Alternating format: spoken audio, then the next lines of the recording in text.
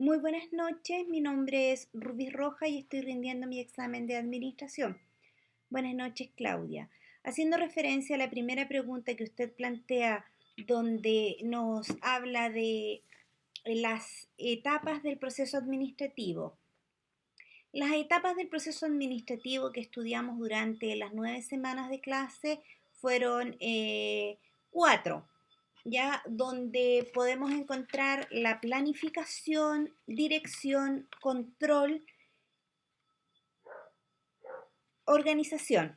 Ya en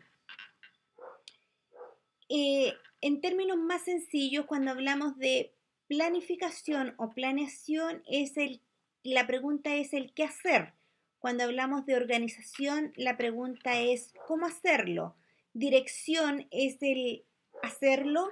El control es la revisión de cómo lo estamos haciendo. Entonces, cuando hablamos de las características principales de la planificación, en esta etapa es en lo que se piensa que hacer. Eso no quiere decir que las otras etapas dejemos de pensar. En esta etapa, una de las cosas más importantes que tenemos que tener en cuenta son tener conciencia de las oportunidades que tenemos, determinar los objetivos, establecer las primicias, determinar las mejores alternativas que se tienen para poder llevar a cabo los objetivos y la evaluación de las alternativas posibles que disponemos en ese minuto. Cuando hablamos de organización, esta etapa es donde se determina la estructura necesaria que debemos tener para tener un funcionamiento adecuado dentro de la organización. ¿Ya? ¿Qué se debe hacer? En esta etapa se agrupan las actividades según los objetivos, ¿ya? Se agrupan las funciones, las responsabilidades y la autoridad según sea lo que se pretende llevar según las actividades a desarrollar. Aquí nosotros tenemos en la organización tenemos la división del trabajo, el nivel de responsabilidades, ¿ya?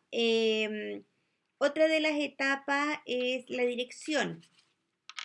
En esta etapa se necesita contar con se necesita saber con qué personas contamos para poder llevar la dirección y necesitamos que sean personas idóneas, capaces de lograr motivar a las personas para lograr los objetivos. Ya en esta etapa, una de las características principales es conducir y coordinar a las personas para que éstas ejecuten las actividades que se necesitan. También asegurar las condiciones necesarias para poder llegar a lograr los objetivos. Aquí se destacan mucho los liderazgos, la motivación y la comunicación dentro de la empresa. Otra de las etapas con las que debemos contar es el control. En esta etapa se establecen los mecanismos de control para verificar que el plan se cumpla. Medir y corregir el desempeño es una de las características principales de esta etapa, según sea el plan de trabajo para los objetivos. Eh, otra de las características es definir los modelos para prever las fallas o errores que se pudieran tener dentro del proceso.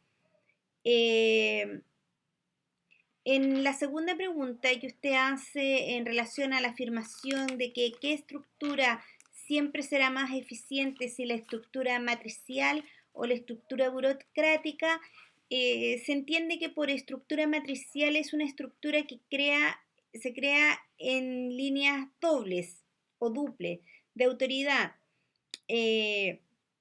Las personas se agrupan según su departamento, según sean bienes o servicios los que se comercialicen o se administren. Es una estructura que se utiliza mucho en los hospitales, en las universidades y en la actualidad, en la parte más moderna, es una estructura que se utiliza mayormente, o sea, se agrupan según departamento y cada departamento tiene su propia estructura jerárquica y obviamente todos llegamos al, a reportar a nuestros jefes directos y a su vez ellos a sus jefes directos hasta llegar al máximo de los directorios. Eh, bueno, esta es una estructura bastante que ayuda a facilitar mucho actividades complejas. A diferencia de una estructura burocrática que es una estructura rutinaria, altamente rutinaria, eh, se logra a través de la especialización del trabajo. Esta estructura es muy utilizada en organizaciones gubernamentales. También se dice que se puede utilizar mucho en banco, donde la, la, los trabajos son rutinarios, se aplican una y otra vez y es el mismo todos los días, pero esto ha ido modernizándose. Si bien es cierto, para algunos autores el nivel de la estructura burocrática se hablaba de una estructura sólida, una estructura con principio. Después fuimos las personas las que la echamos a perder porque no había un incentivo detrás, sino solamente hacer un trabajo por repetición. Entendiéndose esto, podríamos decir que en la actualidad y el modelo moderno, la estructura matricial va a ser siempre un poco más, eh, va a tener más objetividad en busca del resultado, va a haber una mayor motivación, puesto que siempre van a haber otro tipo de recompensa, el trabajo va a ser un poco más dinámico.